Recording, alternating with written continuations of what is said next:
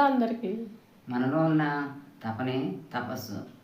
దానివల్ల మనం ఎల్లప్పుడూ ఆత్మజ్ఞానాన్ని గురించి, ఆత్మను గురించి ధ్యానిస్తూ భావిస్తూ ఉండాలి.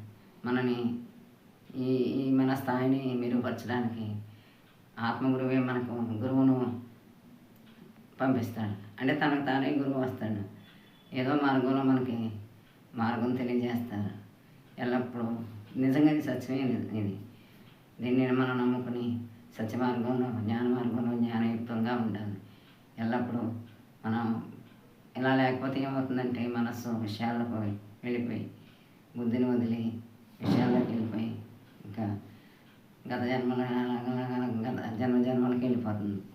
కాబట్టి మనం మన పరిసరాలు అన్నిటి ఏం జరిగితే మనతో మనం ఆత్మను మనం తెలుసుకున్నప్పుడు తనలో తానే ఆత్మనే మనలో